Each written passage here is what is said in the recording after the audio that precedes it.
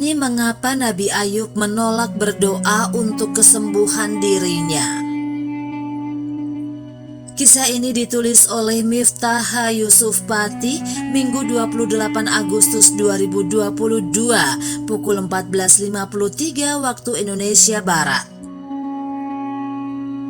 Tatkala Nabi Ayub alaihissalam mendapat cobaan dari Allah Subhanahu wa Ta'ala berupa hilangnya seluruh harta benda, anak-anaknya, juga tubuhnya, beliau sangat tabah. Nabi Ayub ditengarai sakit lepra di seluruh tubuhnya. Tidak ada suatu bagian pun dari anggota tubuhnya yang selamat dari penyakit ini, kecuali hati dan lisannya yang selalu berzikir mengingat Allah Subhanahu wa Ta'ala. Anehnya, Nabi Ayub menolak berdoa meminta kesembuhan atas dirinya. Ibnu Katsir dalam tafsirnya mengutip As-Sa'di mengatakan bahwa daging tubuh Ayub berguguran rontok, sehingga tiada yang tersisa dari tubuhnya selain otot-otot dan tulang-tulangnya. Cobaan ini membuat orang-orang tidak mau sekedudukan dengan Ayub. Nabi Ayub pun tinggal menyendiri di pinggir kota. Tiada seorang manusia pun yang mau datang kepadanya selain dari istrinya yang bertugas merawatnya dan mengurusi keperluannya. Istri Nabi Ayub selalu mendatanginya dengan membawa abu. Setelah sakit Ayub cukup lama, istrinya berkata kepadanya, "Hai Ayub, sekiranya kamu berdoa kepada Tuhanmu untuk kesembuhanmu, tentu Dia akan melenyapkan penyakitmu ini." Ayub menjawab, "Saya telah menjalani masa hidup selama 70 tahun dalam keadaan sehat. Masa itu sebentar, maka sudah sepantasnya bagiku bersabar demi karena Allah selama 70 tahun. Maka istrinya merasa terkejut dan mengeluh mendapat jawaban tersebut. Lalu dia pergi. Menurut suatu pendapat, istri Ayub jatuh miskin. Lalu dia bekerja menjadi pelayan bagi orang lain yang hasilnya dia gunakan untuk keperluan suaminya. Ibnu Katsir mengutip Ibnu Abu Hatim dari Naul al-Bakali mengatakan bahwa istri Ayub berkata kepada suaminya, "Berdoalah kepada Allah memohon kesembuhan, pasti Allah akan menyembuhkanmu." Akan tetapi Ayub tetap tidak mau berdoa untuk memohon kesembuhannya. Hingga pada suatu hari lewatlah sejumlah orang dari kalangan Bani Israel di dekat tempat Ayub berada. Sebagian dari mereka berkata kepada sebagian yang lain, musibah yang menimpanya tiada lain karena dosa besar yang dikerjakannya. Maka pada saat itu juga Nabi Ayub berdoa kepada Allah, sebagaimana yang disebutkan oleh firman-Nya, "Ya Tuhanku, sesungguhnya aku telah ditimpa penyakit dan Engkau adalah Tuhan yang Maha Penyayang di antara semua penyayang." Quran Surat Al-Anbiya ayat 83. Ibnu Abu Hatim mengatakan bahwa Nabi Ayub mempunyai dua orang saudara. Pada suatu hari dua saudaranya itu datang mengunjunginya. Tetapi keduanya tidak dapat mendekatinya karena bau Ayub yang tidak enak. Maka keduanya hanya berdiri dari kejauhan. Salah seorang berkata kepada yang lain, "Seandainya Allah mengetahui adanya kebaikan pada diri Ayub, tentulah Dia tidak mengujinya dengan cobaan ini." Nabi Ayub merasa berduka cita dengan perkataan keduanya, duka cita yang belum pernah dia alami sebelumnya. Lalu Ayub berdoa, "Ya Allah, jika Engkau mengetahui bahwa sesungguhnya aku belum pernah tidur di suatu malam pun dalam keadaan kenyang, dan aku mengetahui mengapa aku lapar, maka percayalah kepadaku." Semua malaikat yang ada di langit mempercayainya, sedangkan kedua saudaranya itu mendengarnya. Kemudian Ayub berkata lagi, "Ya Allah, jika Engkau mengetahui bahwa sesungguhnya aku belum pernah mempunyai 2 lapis baju gamis dan aku mengetahui mengapa aku sampai tidak berpakaian, maka percayailah aku." Para malaikat yang ada di langit mempercayainya, sedangkan kedua saudaranya itu mendengarkannya. Setelah itu Ayub berkata, "Ya Allah, demi keagungan-Mu."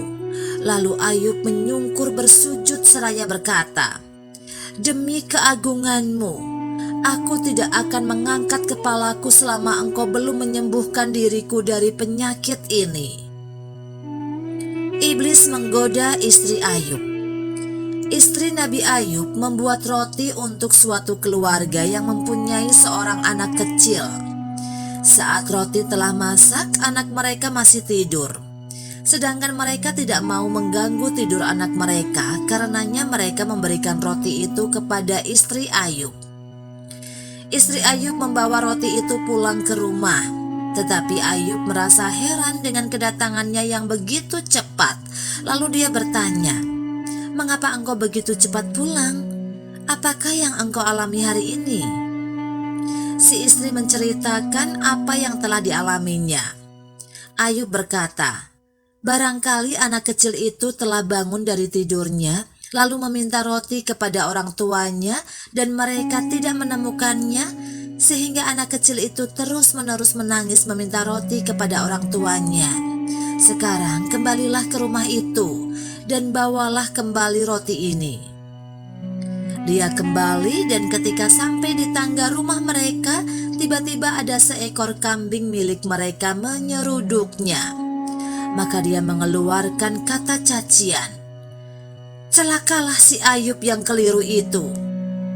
Setelah dia menaiki tangga rumah keluarga itu, dia menjumpai anak tersebut telah bangun dari tidurnya dalam keadaan menangis, meminta roti kepada orang tuanya. Anak itu tidak mau menerima makanan apapun dari orang tuanya selain roti itu. Maka saat itu juga istri Ayub berkata, "Semoga Allah merahmati Ayub." Lalu roti itu dia berikan kepada anak itu dan dia pulang ke rumah. Kemudian iblis datang lagi kepada istri Ayub dalam rupa seorang tabib. Iblis berkata kepadanya, "Sesungguhnya suamimu menderita sakit yang cukup lama. Jika dia menginginkan sembuh dari sakitnya, hendaklah dia menangkap seekor lalat, lalu menyembelihnya dengan menyebut nama berhala Bani Fulan. Sesungguhnya dia akan sembuh dari penyakitnya, kemudian dapat melakukan tobat sesudahnya." Istri Ayub mengatakan apa yang dipesankan oleh iblis itu kepada suaminya. Maka Ayub menjawab, "Sesungguhnya engkau telah kedatangan makhluk jahat itu lagi. Demi Allah, seandainya aku telah sembuh dari sakitku ini, aku akan menderamu sebanyak 100 kali pukulan." Istri Ayub pergi untuk mencari nafkah buat suaminya, tetapi rezeki terhalang darinya. Tidak sekali-kali dia mendatangi rumah suatu keluarga untuk menawarkan jasa pelayanannya, melainkan mereka menolaknya. Setelah bersusah payah mencari rezeki tetapi tidak berhasil juga, dia merasa khawatir suaminya Ayub akan kelaparan. Maka dia terpaksa mencukur salah satu kepangan rambutnya, lalu menjualnya kepada seorang anak perempuan dari keluarga orang yang terhormat lagi kaya.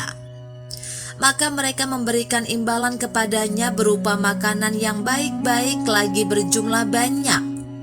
Istri Ayub membawa makanan itu kepada suaminya.